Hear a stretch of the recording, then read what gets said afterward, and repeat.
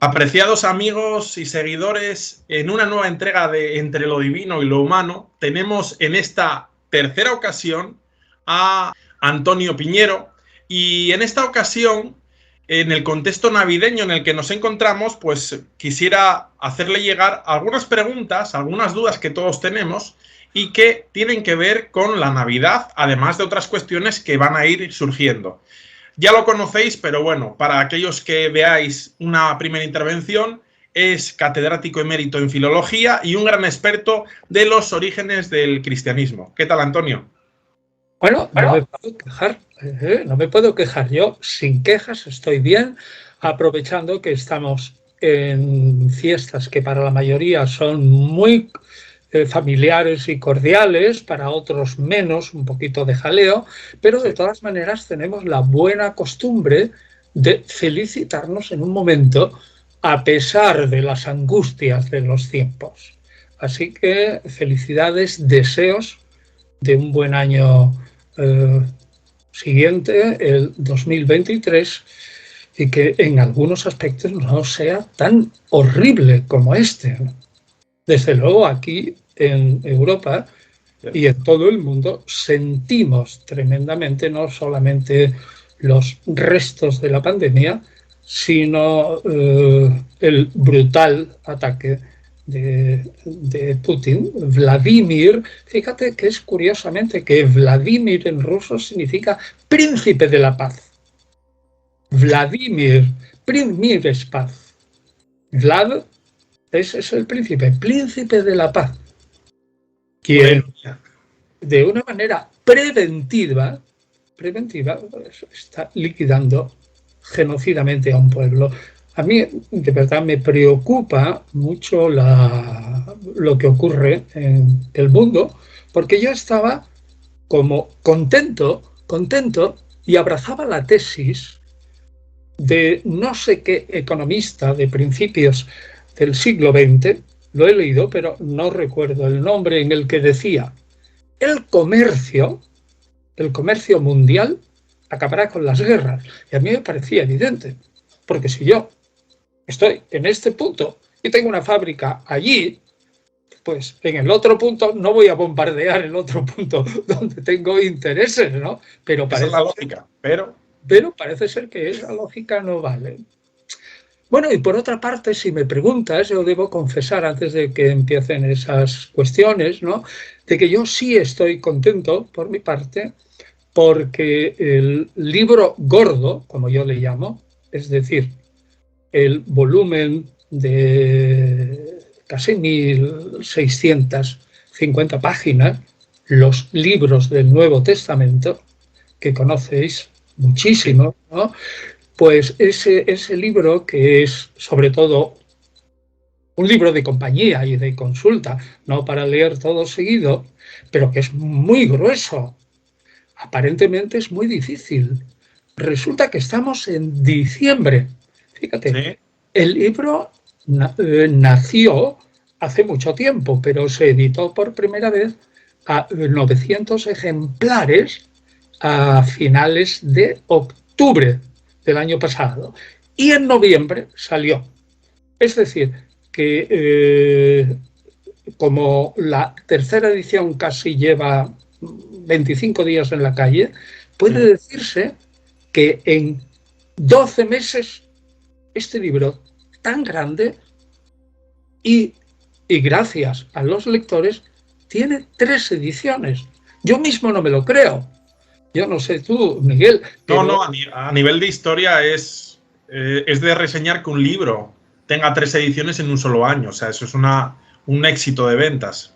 Sobre todo teniendo en cuenta que tiene casi son 1.650 páginas, ¿no? Ahora, también es cierto que es un libro con toda humildad, si quieres, y la necesaria modestia, pero un libro único en el sentido de que no hay traducciones y comentarios al Nuevo Testamento completo en un solo volumen y manejable, y encima puramente histórico, que es lo que nos interesa, es decir, no confesional. Aprovecho para decir una cosa, ahora que estamos en fiestas religiosas, que yo creo que le interesa a la gente. Sí.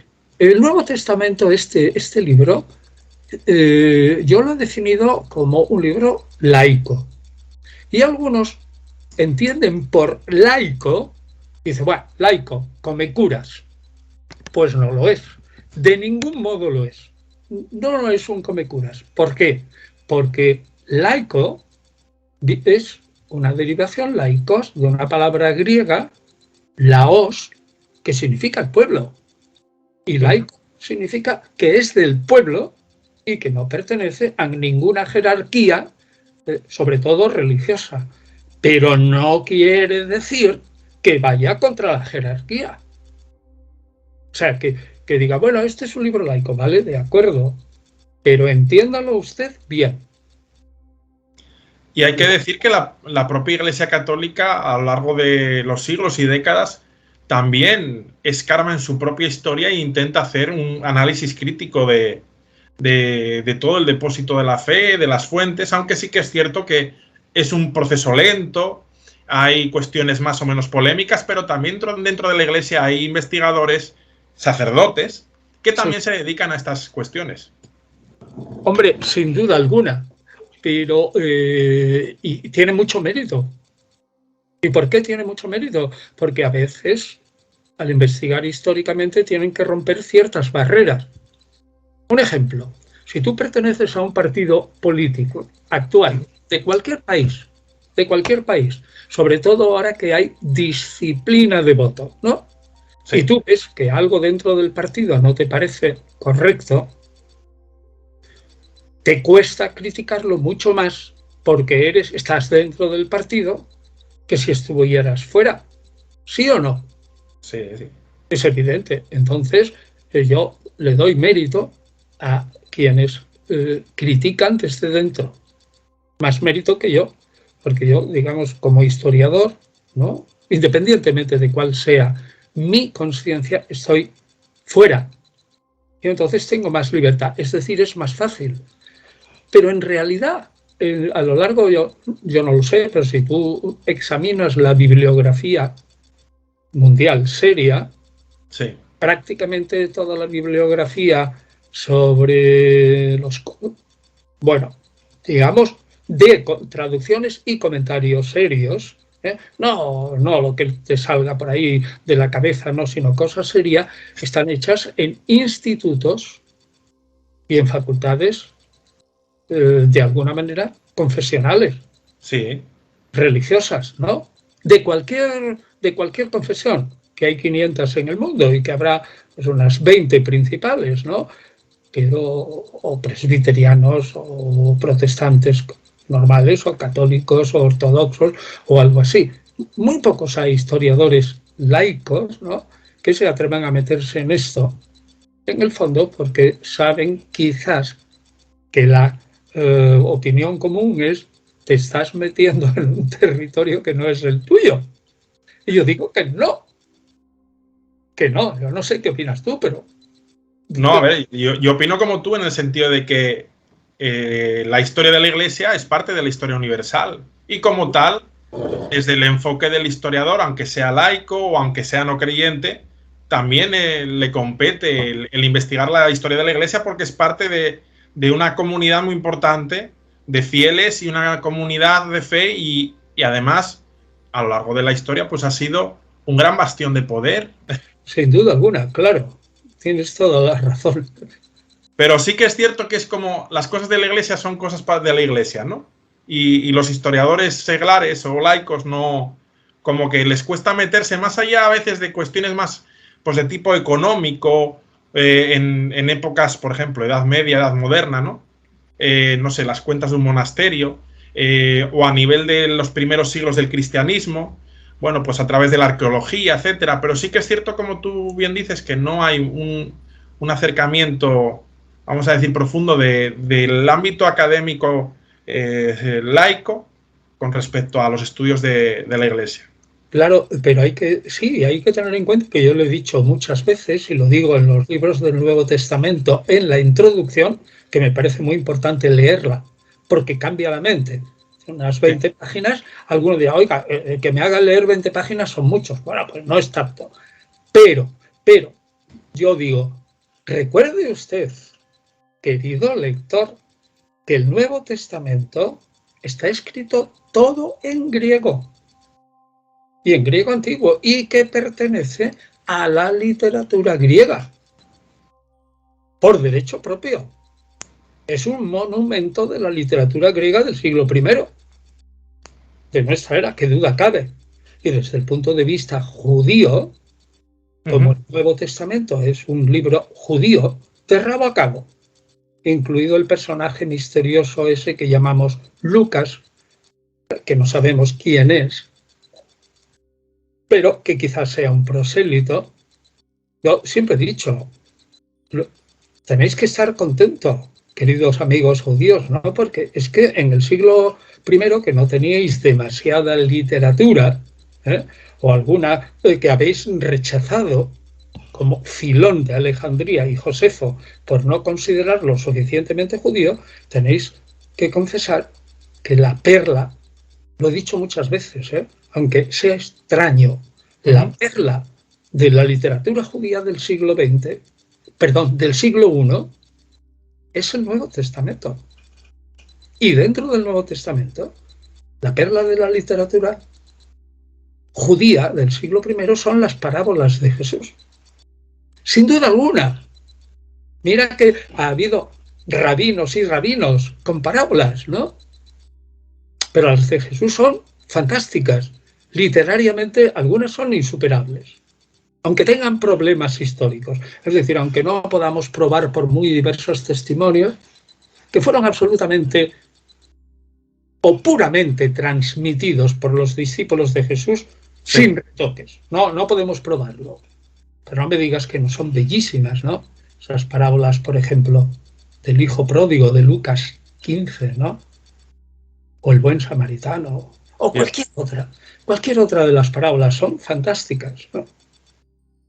En fin, yo creo, como decía antes, todo esto ha salido porque tú me has preguntado qué tal estás. Pues yo estoy contento. Contento que el libro este salga adelante y que ya tengamos la tercera edición. La primera fue de 3.000 ejemplares, 3.000. ¿Y la segunda? Fue de 1.500, que ya se ha vendido, y la tercera de 1.500. Y luego además que además del formato físico, también se distribuye en ebook, en formato digital.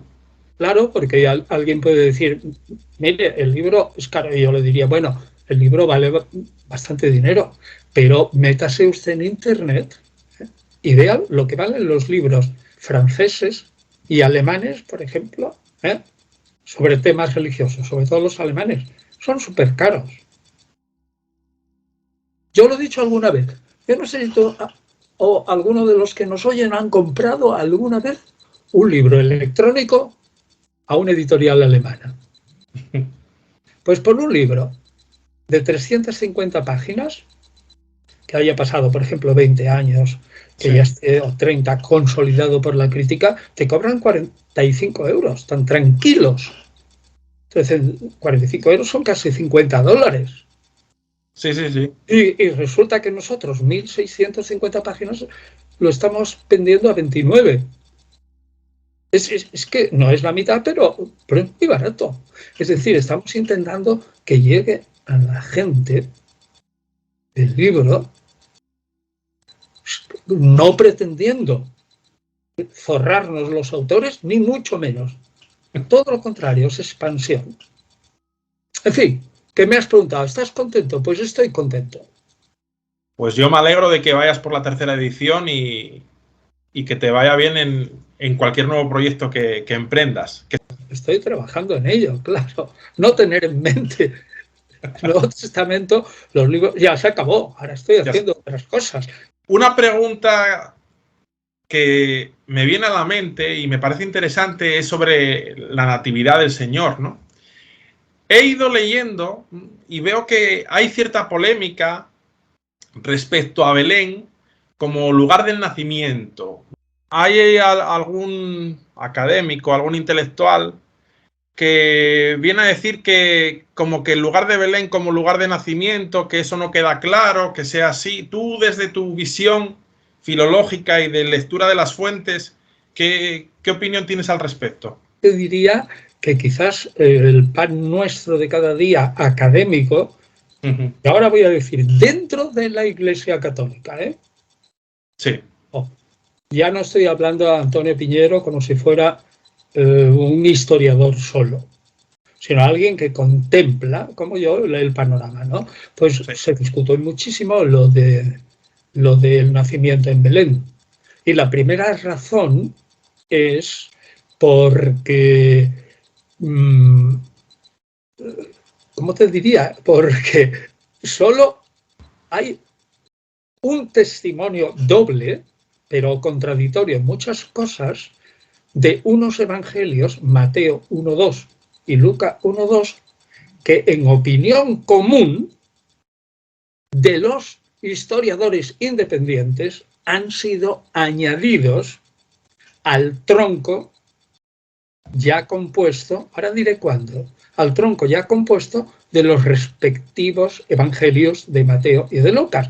Es que en líneas generales, incluso, y ahora te voy a dar un dato increíble, incluso entre los teólogos católicos ponen en duda lo del nacimiento en Belén. Entre otras razones, ya te digo, porque solo lo dicen dos evangelistas, Mateo y Lucas, y lo omiten totalmente porque o no lo saben o no les interesa, Marcos y Juan, que tampoco dicen dónde nació, pero que apuntan que más o menos, pues como se denominó de Nazaret, pues que al menos era el sitio, si no donde nació, donde creció y de donde era conocido. Bueno, pero dos detalles. Uno, está hablando solo de términos de libros católicos. Sí. La editorial,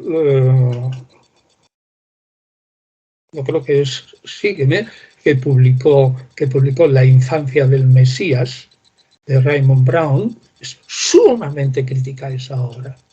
Bueno, olviden ustedes si no es la editorial Sígueme o algo así, pero está en castellano desde hace mucho tiempo. Raymond Brown ya ha muerto, pero es un doctor honoris causa por muchas universidades y es un teólogo católico absolutamente renombrado. Bueno, pues vayan al texto y verán cómo él duda tremendamente, pero tremendamente, del nacimiento de Jesús en Belén, un montón de páginas. Y segundo dato, una editorial católica, y esto también lo digo, porque cuando yo afirmo cosas que a la gente le resultan un poco chocantes, normalmente cito o pienso en textos de teólogos católicos o protestantes muy piadosos. Por ejemplo, si tú miras una editorial católica tan importante en España como Verbo Divino, muy importante y que ha publicado muchísimas cosas y muy buenas, sin duda alguna. Yo precisamente estoy haciendo ahora una crítica de un libro, crítica muy constructiva, o sea, un diálogo con la autora, que se llama Mar Pérez, sobre si el Evangelio de Marcos es un evangelio petrino o paulino, cierro paréntesis, no, vuelvo, esa editorial Verbo Divino ha publicado un libro de Barton Mack y de John Dominic Crossan, son conocidos Mack y Crossan, en el que afirman con toda claridad que esos relatos que tú decías de algunos son simplemente parabólicos, son parábolas. ¿Y sabes lo que dicen en la justificación de su libro? Y es que aunque yo no te responda, digamos ahora, a una pregunta concreta, te estoy respondiendo al marco de la pregunta. Y dice Crossan y Mack, dice, oiga, usted, cuando oye la parábola de la mujer que había perdido la dracma perdida, ¿no? Sí. Y que luego la barre en una casa de una habitación sola, la encuentra, fíjate que una dracma pues era la comida de una semana o algo así, o más. Y entonces llama a sus amigas y le dice, oye, estoy contentísima. Tú no te preguntas si lo que cuenta Jesús en esa parábola ocurrió o no realmente, sino simplemente es una comparación para decir el reino de Dios es como una dracma que aparentemente está perdida y yo cuando la encuentro, o como la oveja perdida, cuando la encuentro, pues es que estoy encontrando algo que es muy importante y estaba perdido. Y por lo tanto me alegro mucho y comparto con mis amigas. Amigos y amigas. Entonces resulta que lo que está editando Verbo Divino es un libro compuesto por un ex sacerdote católico, Crossan, y por un individuo muy racionalista, que es Barton Mack, que niega la historicidad de los evangelios, de la infancia. ¿Entiendes el marco? Sí, sí, lo entiendo. O sea que es bastante fuerte.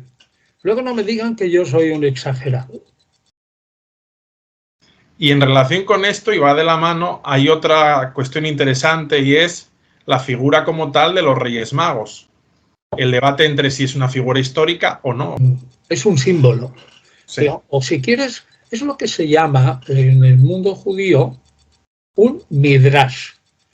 Un midrash es una historia que puede ser inventada como una expansión de un texto bíblico, o si tú eres un rabino del siglo I, rabino, ojo, que no son como los rabinos actuales, nada, sino que era un señor corriente que tenía su trabajo, ¿no? Pero que dedicaba mucho tiempo al estudio de las escrituras en un país muy religioso y que las explicaba, ¿no? Y todo eso. Bueno, pues entonces tú inventas una historia y coges temas, tomas temas de la Biblia hebrea y quieres expresar, aunque la historia sea inventada por ti, una idea muy importante. Los Reyes Magos pues tienen una idea importantísima y es la afirmación por parte de Mateo, ojo, no está en Lucas. El capítulo 2 de Mateo tiene un montón de cosas que no están en Lucas y a la inversa, que es uno de los principales problemas, ¿no? Entonces, los Reyes Magos, pues, ¿qué significa eso? Que grandes figuras súper respetadas entre los paganos de una religión externa, fíjate cómo eran los judíos, ¿eh? Nuestra religión, decían los judíos, es lo mejor y lo único, pero de una religión externa, aunque respetable, que es la religión de Persia, resulta que se enteran y vienen nada menos a toda velocidad desde Persia. Fíjate qué inverosímil. Fíjate si tú ahora desde Persia si coges un avión y tardas un poquito en llegar a, por ejemplo, pongamos Madrid o algo así, ¿no? Pero imagínate tú en una caravana, pero están allí en un momento y encima guiados por una estrella. Bueno, pues es una historia bellísima en la que se dice, o Mateo está diciendo, fijaos cuán es importante el niño que ha nacido, que no solamente es el Mesías de los judíos, sino que es el Mesías de todos los pueblos.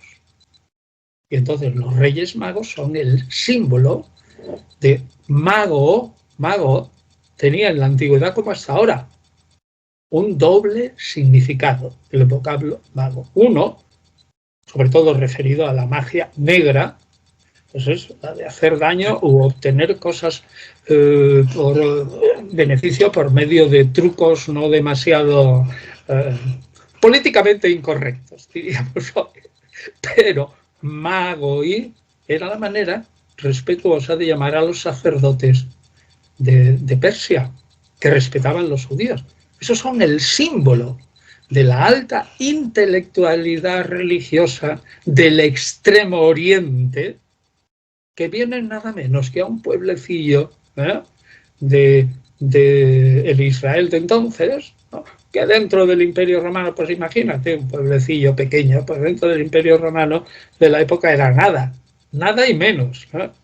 Pues entonces resulta que vienen nada menos que adorar no al rey de los judíos solo, sino al rey del mundo entero. El mensaje es clarísimo, sea verdad o no. Y es un mensaje potente. Ahora tú me dirás, el autor de ese capítulo 2 de Mateo, que ya te digo que Mateo 1 y 2, creo, modestamente, que está pegado a Mateo. Hago un paréntesis. Bueno, ¿y por qué dice usted esto que está pegado? La razón principal es porque en el resto del Evangelio no se sabe absolutamente nada de lo que ocurre en Mateo 1 y 2. Nada, los personajes lo ignoran. Y segundo, porque Lucas cuenta una historia absolutamente distinta, o omite, ¿no? Bueno, y cierro paréntesis y vuelvo al tema. Creía el que había escrito ese capítulo 2 de Mateo, que no sabemos quién es, que habían venido los magos y que había habido una estrella. Estoy convencido que sí. Porque era clarísimo en el mundo antiguo que, hombre, eran más crédulos que nosotros. Ahora nosotros somos más críticos, que en el momento del nacimiento de las personas grandes en la tierra había una repercusión en el cielo y que por lo tanto algún fenómeno había habido y lo creían a pies juntillas. ¿Y cuál es ese fenómeno de la estrella de los magos? Pues José Gómez Galán ha hecho una tesis sobre esto, que ahora ya es catedrático emérito de la Universidad de Extremadura, José Gómez Galán, que creo que la tesis está publicada, ¿no? Pues piensa que puede ser el recuerdo de una conjunción de dos planetas, como Júpiter y Saturno, que más o menos ocurrió a tenor de lo que sabemos de los archivos chinos y otros más. En fin, yo en eso no estoy muy puesto, ¿no? En esos archivos de hace milenios, ¿no? De que en ese momento, en torno al nacimiento de Jesús, unos 2-3 años antes de la muerte de Herodes el Grande, había habido como un fenómeno estelar muy importante.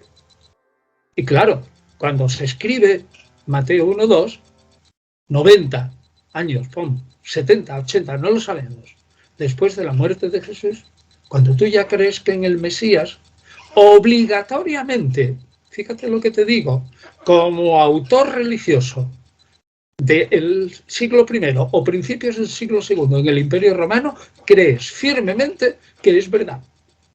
Porque cuando muere Julio César, nacimiento y muerte, hubo montones de gentes en Roma que dicen que vieron fenómenos celestes. Y que Julio César, ¿no?, seguida que fue divinizado, pues estaba transformado en una estrella. Es decir, no se puede decir eso que cuenta de los Reyes Magos. Mateo es un puro símbolo. Estoy convencido de que el escritor de finales del siglo I, insisto, o principios del segundo, de nuestra era, lo creía a pies juntillas. Lo único que ocurre es que han pasado 2000 años casi, ¿no? Y entonces, claro, nuestra mentalidad es crítica y distinta. Dice, eso es imposible, que una estrella salga aquí, que luego lo vean y tal. Fíjate lo que son una estrella, que gire 90 grados cuando llega a Jerusalén. Flash. Bueno, primero que se para, desaparece. Luego vuelve a aparecer después de que los Reyes Magos hablan con Herodes y Herodes así, que no hace nada, y dice, ¿pero cómo? ¿Que ha nacido un rey de los judíos? Nada menos. ¿Que me va a hacer a mí la competencia? Entonces aparece la estrella otra vez, que gira 90 grados y avanza unos kilómetros hacia Belén. Y se posa en lo que sea, que no sabemos. Según Mateo, una casa, o según Lucas, pues puede ser un pesebre, una posada, en fin, eso tampoco está claro, ¿no? El cristiano primitivo estaba totalmente convencido de que eso había ocurrido y nada más. En el cristianismo primitivo se creía en ello perfectamente. Yo me preguntaba en la línea de, desde la crítica histórica, desde la visión de la filología, ¿se puede inferir que ese es un hecho histórico o no? Y tú me dices de que se ve que es un símbolo. Claro, es que es una leyenda.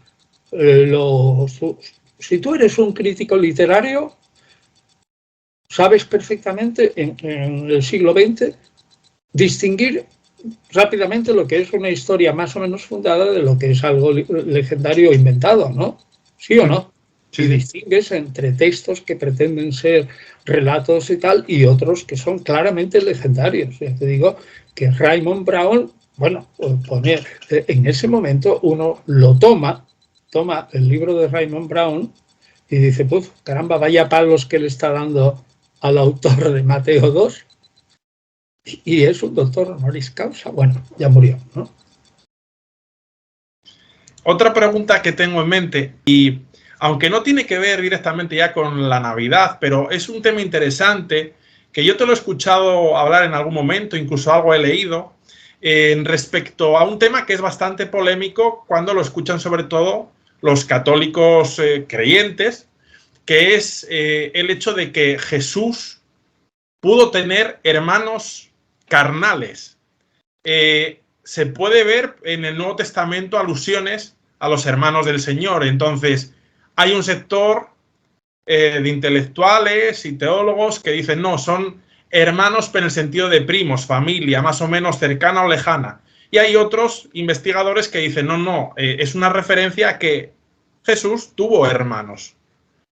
¿Cuál es tu posición a la luz de lo que has investigado a lo largo de los años? Es un tema absolutamente ya architratado por mí, lo he escrito en diversos libros sobre el cristianismo primitivo, y ahí me fundaría en la opinión, en el volumen primero del estudio sobre el Jesús histórico de John E. Meyer, que ha muerto hace muy poco, es una pena, que es un judío marginal.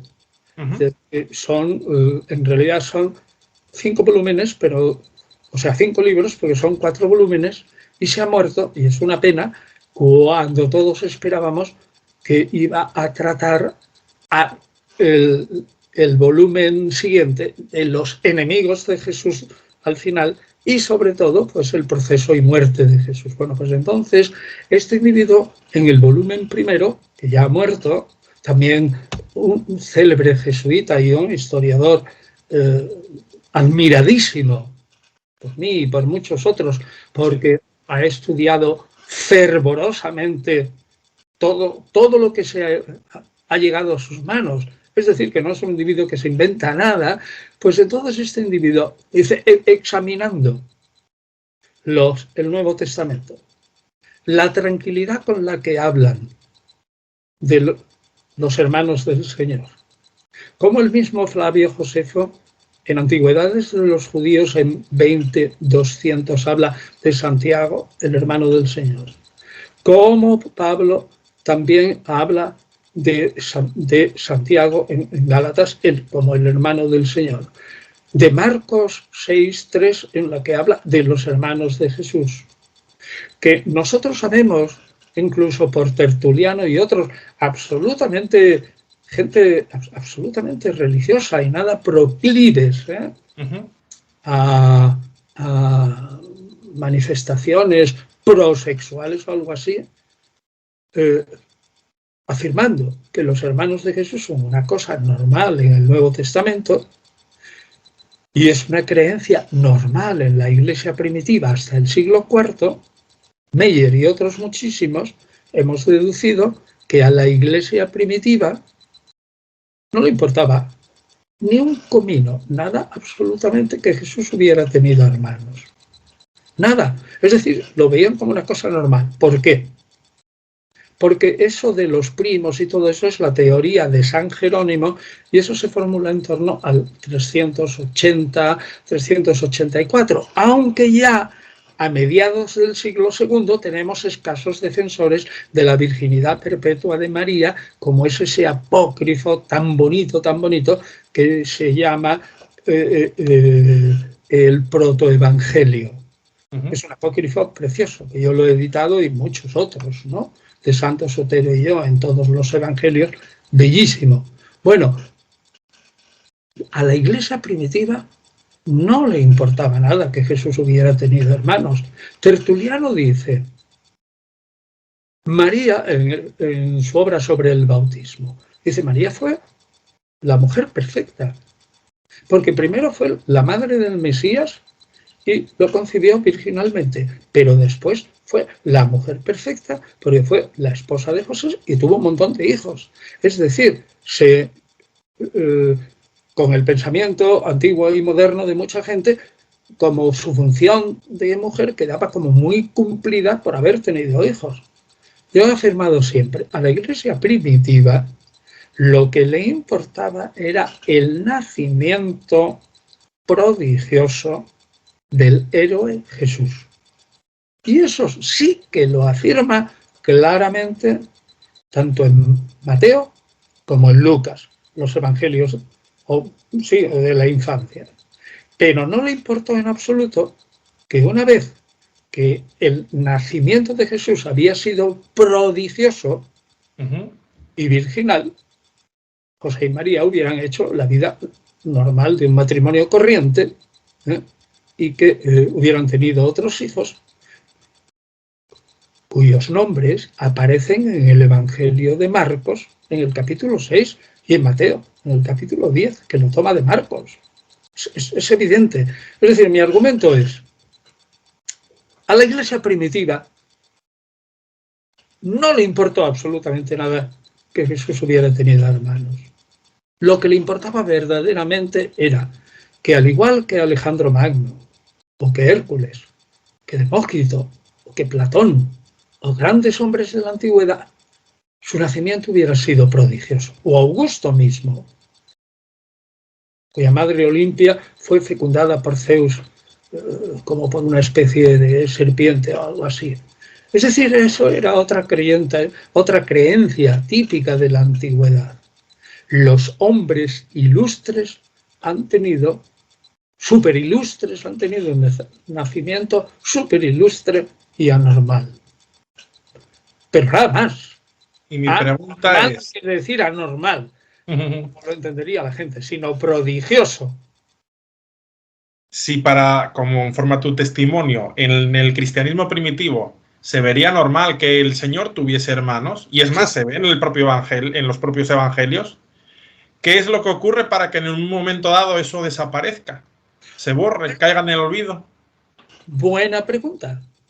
Muy buena pregunta. Pues es una evolución de la Iglesia cristiana que yo he estudiado indirectamente, en el sentido que en los siglos II y III prácticamente no hay devoción a María. Primero, 2 y 3 no, pero que ya a partir del siglo IV, una vez que ya has clarificado a partir del 325 con el concilio de Nicea, que ya queda claro para los creyentes cuál es la naturaleza del Mesías, que es una naturaleza divina y humana, ¿no? Dos naturalezas, pero una sola persona, se centra el pensamiento cristiano evolucionando a lo largo del siglo IV en la madre de ese prodigio.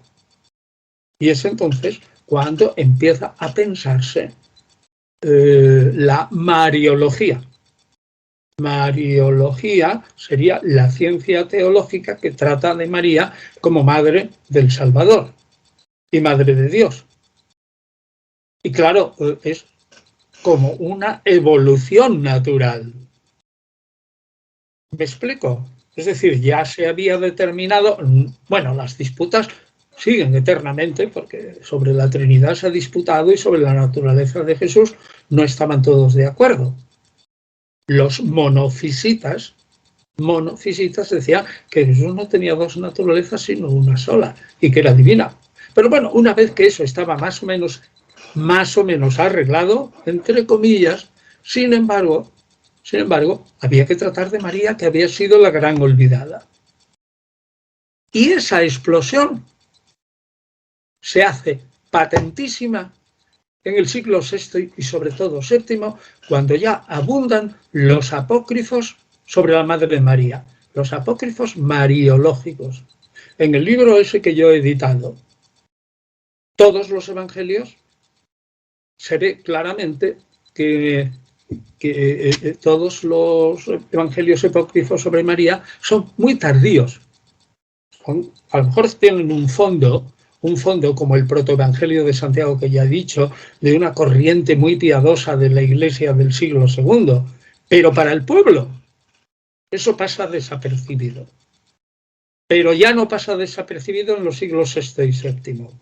Y yo creo que tú me podrías preguntar, Bueno, ¿y usted por qué sabe que no había devoción a María en los siglos II y III?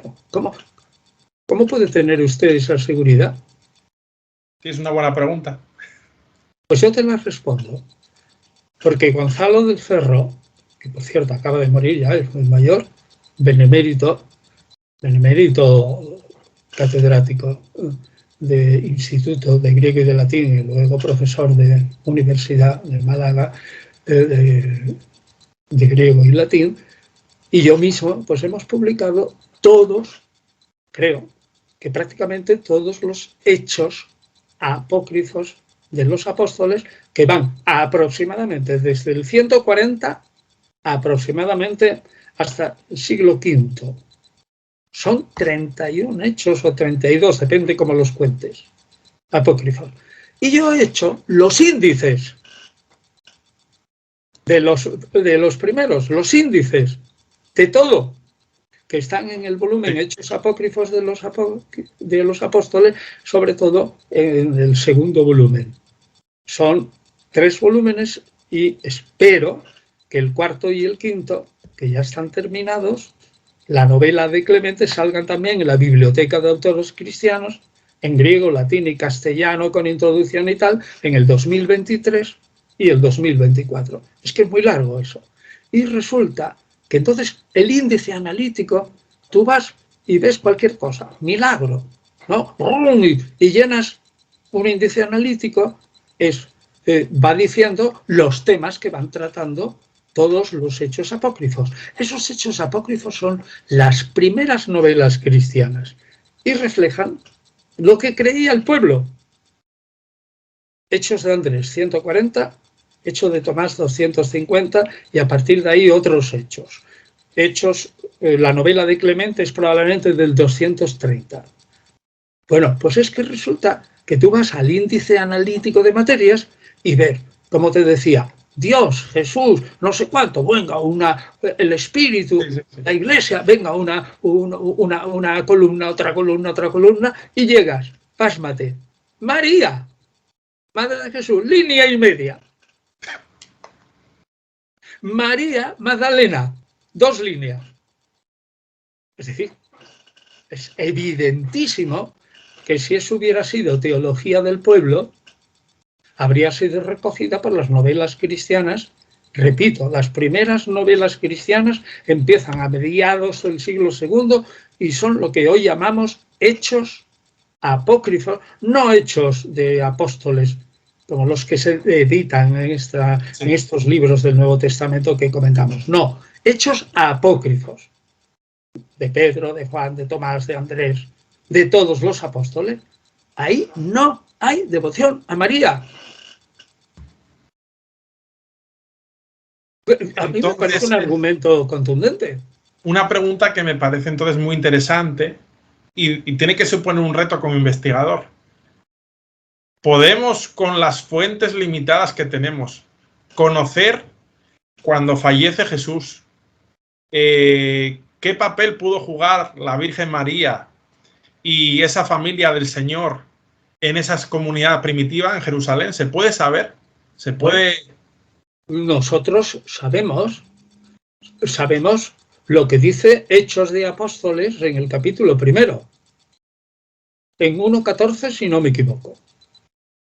Y es que los discípulos, una vez que huyen, la historia es un poco oscurita, porque Hechos de Apóstoles, escrito muy tarde, mucho más tarde de lo que piensa la gente.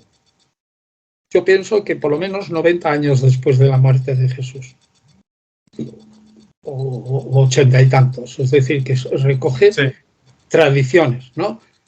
Dice claramente en 1:14 que la mayoría de los discípulos que habían huido espantados, aterrorizados, no sea que los romanos los pescaran, los tomaran también a ellos y los crucificaran, habían huido a Galilea, a Samaria, por ahí, y luego, cuando ya tienen lugar, yo ahí no me meto, las apariciones se reúnen en Jerusalén. Y dice, ¿dónde se reúnen? Pues en una casa bastante grande, porque eran 120 personas, en torno a la Madre de Jesús, María, y sus hermanos. y los 12 apóstoles. Bueno, ya eran 11. Entonces, es lo único que sabemos. Ahora, ¿tú le das credibilidad a eso?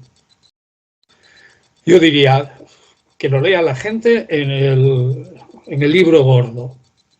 Yo he editado Hechos de Apóstoles. Es la única historia de la Iglesia que tenemos. Está en el Nuevo Testamento. Y sin embargo, debo confesar que ni siquiera sabemos quién es el autor, que no es nada seguro que el autor de Hechos de Apóstoles, como se afirma, fuera el mismo que escribió el tercer Evangelio. Sí, probablemente un discípulo que imita su estilo y su doctrina, lo cual explica muchas cosas, y que él recoge unas tradiciones, y tradiciones que son más eclesiásticas que históricas y apologéticas que verdaderas. Yo siento decir, pero es verdad, ¿eh? Si tú tomas mi edición de Hechos de Apóstoles, ¿sí?, en el libro gordo, verás que desgraciadamente no hay ni una sola sección, fíjate lo que te digo, prácticamente ni una sola sección que los mismos comentaristas católicos y protestantes muy piadosos no hayan puesto en duda. ¿Me explico? Sí, sí. No hay ni una sola. Si coges a un comentarista o tomas a un comentarista, a otro, a otro, a otro, a otro, y vas tomando, ¿no?, las opiniones de diversas cosas. O sea, que todo es discutido. Entonces tú me preguntas, ¿qué papel desempeñó María? Yo te digo lo que hay. ¿Qué le vamos a hacer? No es opinión mía. Que yo, cuando opino de una manera muy crítica, tengo muchísimo cuidado, pero muchísimo cuidado en tomar fuentes que no sean solo de mi partido o de mi cuerda, sino que sean fuentes de creyentes, de historiadores confesionales, para que no me digan, voy a enchufar así un poquito más, otra vez. Bien. No sea que nos quedemos sin batería, ¿no? Que no me digan que resulta que usted es un sesgado porque solo está barriendo, como se decía antiguamente, pro domo sua, es decir, barriendo para su casa. No. La mayoría de las cosas que yo digo son elementos críticos que se le escapan a historiadores confesionales, pero que no obtienen las consecuencias. ¿Me explico también? Sí. Es decir, les aparece así, ¿no?, pero no obtienen las consecuencias. Es como cuando, por ejemplo, en los evangelios, ¿no?, que presentan a veces a un Jesús con un temperamento bastante duro y orgulloso, ¿eh? Y al principio en el Evangelio de Marcos, que se enfada con ese enfermo que viene a pedirle la curación, ¿no? Aunque el texto de ahí, unos manuscritos leen teniendo misericordia y otros leen, que es la lectura más difícil y probablemente la verdadera, que se enfadó con él. Es decir, los evangelios presentan a un Jesús, por una parte, que tiene una personalidad fuerte, consciente de su valía y de lo que vale, más por otra parte te lo presenta como un Jesús manso y humilde de corazón. Claro, se le escapan pequeños detalles y esos pequeños detalles nos valen. A mí de los libros que has escrito, hay uno que, hay varios, pero hay uno que me gusta porque tiene un enfoque diferente en el sentido de que te fijas en cosas que otros no se han fijado, o de esa manera tan detallada, por ejemplo, el de Jesús y las mujeres. Es ver esa realidad de qué papel jugaron las mujeres en torno a Jesús, ya fuesen discípulas o ya fuesen, bueno, su madre, su relación con María Magdalena, que era una discípula muy cercana. Y me gusta el libro porque tiene un enfoque diferente. Es, bueno, ¿qué relación tenía Jesús con las mujeres? ¿Cuál era el trato que tenía con ellas? Y me parece un libro muy interesante por ese enfoque de fijarte en algo que no sé si ha habido otro autor antes que se haya fijado, pero yo fue el primer libro que accedí a él y que vi esa visión distinta. Hombre, te lo agradezco que lo cites, porque yo creo que es un libro bastante sencillo que trata absolutamente todos los textos en que hay una relación de Jesús con alguna mujer así accidental que habla, que esto, con otro, sí. Los textos, tanto canónicos, es decir, sagrados, tenidos por sagrado, como apócrifos, hasta el siglo III. Porque después ya del siglo III o algo así empiezan las fantasías, ¿no? Y sin embargo es un libro que solo ha tenido 2 ediciones, una en Anaya y otra en Trota.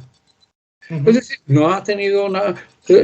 sí ha habido otros que incluso en España han sido predecesores míos, y yo los cito modestamente en la bibliografía y en fin, ha habido estudios feministas y tal, pero sí una reunión o incluso sobre las mujeres de Jesús y tal. Es un libro pequeñito, muy accesible, que yo no sé si tiene edición libro electrónico, no lo sé, porque yo no me preocupo. Creo que no, pero no lo sé. Bueno, pero es un libro delgadito, sí. Pequeño y muy barato, y sin embargo están ahí todos los textos hasta el siglo III. Bien entrado el siglo III. O sea que, no sé, me alegra que lo digas porque es uno de los libros que yo estimo y que, sin embargo, pues están ahí como un poco... Hombre, ha tenido 2 ediciones, ¿no? Pero está un poco como tiradillo.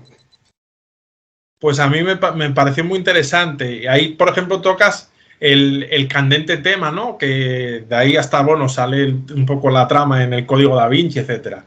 De cuál fue realmente la relación entre Jesús y María Magdalena. Porque hay algunos que tienen que fue su esposa, otros que fue simplemente una discípula cercana. Hay mucha polémica al respecto. Se ha escrito muchas novelas, mucha ficción al respecto. Pero yo creo que la visión que tú das es bastante acertada. Y luego, si has visto, aunque es un libro de aclaración, lo que se llama exégesis, y coge los textos y los desmenuza, es un libro fácil de entender. Yo no me ando con tecnicismos. Y si empleo tecnicismos, hombre, claro que los empleo, lo explico, ¿no? De tal manera que no quiero que la gente se pierda en la argumentación. Y presentó, pues me parece que una vez que tenemos tal texto y que lo hemos analizado y que lo hemos destripado y se saca cómo era la relación de Jesús con María Magdalena y hemos visto otros argumentos en contra, ya decías lo del Código Da Vinci y tal, bueno, pues a mí me parece que esos argumentos no son muy realistas, ¿no? Y que más bien habrá que decir que no sabemos. En fin, que te agradezco la mención de lo de Jesús y las mujeres, porque es un libro como un poco oculto. Y no entiendo por qué. Porque verdaderamente encima es un tema de actualidad. Desde bueno, las visiones feministas, esa revalorización de la mujer, tantos estudios que hay en las últimas décadas. Sí, pero entiéndelo, Miguel, porque es que el capítulo final es para algunas feministas deletérea y las conclusiones, porque yo digo, es inútil pensar que Jesús fue el primer feminista de la historia. En el siglo I era imposible pensar en nadie feminista. Ni incluso los estoicos que predicaban la igualdad esencial de todos los hombres, teóricamente, pero en la práctica y socialmente no. Entonces yo al final quiero decir, pues mire usted, lo siento mucho, pero yo no puedo decir que Jesús, porque tratara y curara a las mujeres, fuera un feminista. No lo puedo decir. Y entonces, como el libro termina un poco escépticamente, ¿no? Diciendo, bueno, pues mira, no lo sabemos, pero da la impresión de que el Jesús de los evangelios era un hombre que trataba muy bien a las mujeres, pero como otros rabinos. ¿Que está más rodeado de mujeres que otros rabinos? Pues es verdad. Pero porque curara a las mujeres, estuviera rodeado de mujeres, nunca hizo ninguna proclama de igualdad. Antonio, te agradezco tu tiempo, te deseo unas felices fiestas navideñas y mucho éxito con la nueva edición que se está difundiendo del Nuevo Testamento. los libros del Nuevo Testamento. Bueno, pues yo te lo agradezco, ese buen deseo, y os mando un abrazo a todos, ¿eh? Y nada más, pues muchas gracias. Pues entonces hasta nuestro próximo encuentro. A ver si el 2023 nos trae paz en Europa. Es una cosa terrible lo que estamos padeciendo, ¿eh? Cierto, ya vamos para un año dentro de poco, la guerra de Ucrania. El 24 de febrero. Sí. Pues nada, Antonio, que sigas investigando y trabajando tanto y seguiremos en comunicación. Pues como yo me lo paso bien, pues tampoco tiene mucho mérito. Bueno, pues nada, un abrazo, Antonio. Un abrazo.